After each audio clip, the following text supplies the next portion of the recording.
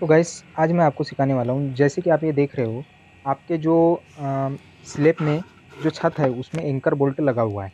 तो किस प्रकार लगाना है आपको देख लीजिए। ये हमने सबसे पहले यहाँ पे एक ड्रिल की मदद से होल किया हुआ है और होल करने के बाद हम इसे किस प्रकार से कस रहे हैं, आपको भी इसी प्रकार एंकर बोल्ट लगाना है। अब चलिए मैं आपको बताता हूँ कि इसकी पूरी प्रोसेस क्या रहने वाली है और किस प्रकार से आप एंकर बोल्ट गाइस फिर से मेरे एक नए वीडियो में आपका बहुत बहुत स्वागत है। आज मैं लेकर के आया हूँ गाइस, ये जो आपको जो फास्टनर जो दिखाई दे रहा है, जिसमें अगर से जब हम कोई भी स्लेब जब बनाते हैं और हमें जब हम जो हुक देना है वो भूल जाते हैं, तो हम उस जगह पे स्लेब में इसे फैन जो होता है, हमारा जो सीलिंग फैन होता है, उसे टंगाने के उपयोग में लिया जाता है, या किसी भी झूले वगैरह को लगाने के लिए इस फास्टनर का उपयोग किया जाता है। तो गाइस मैं आज बात ये करूंगा इस वीडियो के अंतर्गत कि इस फास्टनर का उपयोग हम किस प्रकार से कर सकते हैं, ये किस कार्य में आता है और इसे किस प्रकार से लगाया जाता है। सारी जानकारी इस वीडियो में मिलेगी गाइस, इसलिए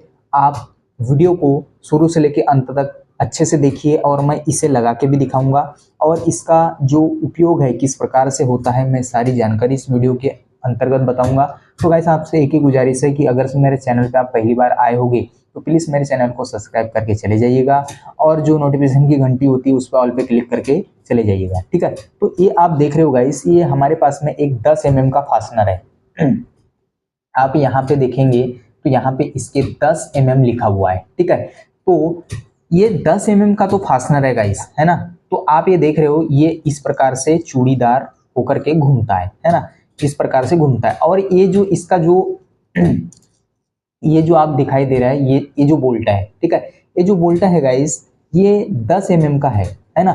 10 mm का तो बोल्ट है, लेकिन जब ये इस प्रकार से घूमता हुआ जब ऊपर चला जाता है ना, ये आप देख रहे हो, ये इस प्रकार से घूमता हुआ जब ऊपर जाता है ना, जब ऊपर जाता है तो ये दोनों तरफ दो दो जो है, इसकी साइज लेकर के ये 10 mm से इसका साइज बढ़ जाता है ना। तो 10 mm से जब इसका साइज बढ़ जाता है तो स्वाभाविक बात है, इसमें जो हम बीट का यूज करेंगे गाइस, वो 10 mm से ज़्यादा की बीट होना चाहिए, है ना।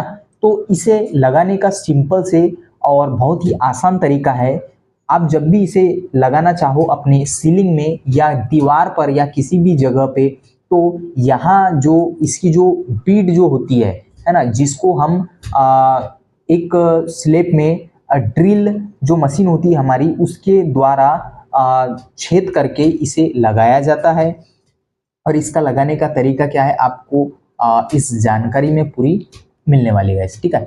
तो सबसे पहले इसे लगाने के लिए क्या काम किया जाता है, ये जो है, ये सबसे पहले इसे इस बोल्ट को नीचे से कस दिया जाता है, ठीक है, और इसे एकदम प्लेन रखा जाता है ना। ये एकदम प्लेन रखना है गाइस और इस बोल्ट को कस देना है, ठीक है। चाहे तो आप इस जो बोल्ट को थोड़ा सा ऊपर ला सकते हो, है ना, इस प्रकार थोड़ा सा ऊपर आप ला सकते हो, ये इतना भी ला सकते हो, कोई दिक्कत नहीं है ना। आप इतना इस बोल्ट को ऊपर ला सकते हो। लाने के बाद में आपको क्या काम करना है, आप जो आपके पास जो भी बीट हो, है ना, तो बीट आपके पास में ये जब 10 नंबर का फास्टनर है और इसमें जब 2-2 mm आगे पीछे जब बढ़ जाएंगे तो ये 12 mm का बन जाएगा या 13 mm का बन जाएगा या 14 mm का बन जाएगा लगभग समथिंग। तो उस हिसाब से आपके पास बीट भी होना चाहिए, है ना। अब आप सोचोगे कि स्लिप में हमें कितना छेद करना है, ये सबसे बड़ी बात है कि हमें स्लिप में छेद कितना करना है। क्यों? क्योंकि अगर से स्लेब में ज़्यादा छेद हो गया तो बहुत परेशानी होने वाली है, क्योंकि स्लेब में आर के पार छेद हो जाएगा। इसलिए आपको क्या काम करना है, आपकी जो भी बीट है उसे ये इस बोल्ट से लेकर के यहाँ तक नाप करके, यानी यहाँ से, ये जो देख रहे हो ना आप, यहाँ से यहाँ तक के, है ना, यहाँ से यहाँ तक के उस जो भी आपके पास बीट हो उसे नाप करके आप वहाँ पे निशान लगा दीजिए बीट में। और बीट में निशान लगाने के बाद में आप यहाँ से लेकर के यहाँ तक के स्लेब में छेद करिएगा, ठीक है। अभी मैं पूरा लाइव आपको बताने वाला हूँ कि हम किस प्रकार से इसे फिट करेंगे और फिट करके भी दिखाऊंगा। और आप जैसे इसे छेद में डालोगे, यहाँ से हथौड़ी की सहायता से धीरे धीरे धीरे धीरे ठोकोगे, उसके बाद में यहाँ पे एकदम मजबूत चीज लेकर के इसे इस प्रकार क्लॉकवाइज घुमाना है गाइस, इस प्रकार से घुमाना है ना। जैसे ही घुमाओगे आप तो ये जो है आपके छेद में जाकर के फैलना चालू हो जाएंगे। फैलने के बाद में एकदम मजबूत तरीके से ये फिट हो जाता है।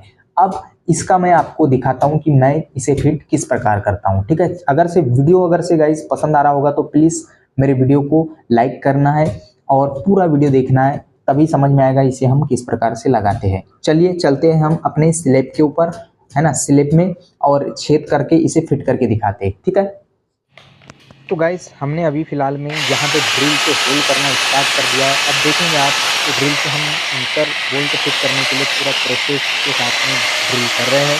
ड्रिल करने के बाद में मैं अभी इसे कस के दिखाऊँगा गाइस, है ना?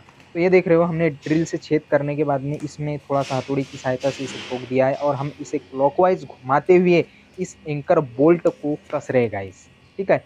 तो गाइस चैनल पे अगर से पहली बार आए होगे तो प्लीज़ सब्सक्राइब करके चले जाइएगा और अपने घर में अगर से आपको एंकर बोल्ट फिट करना है तो इसी प्रकार से आप होल करके ड्रिल की सहायता से परफेक्ट तरीके से एंकर बोल्ट को फिट कर सकते हैं, वो भी एकदम मजबूत तरीके से और अपने स्लिप में पंखे को लगा सकते हो। Thank you guys.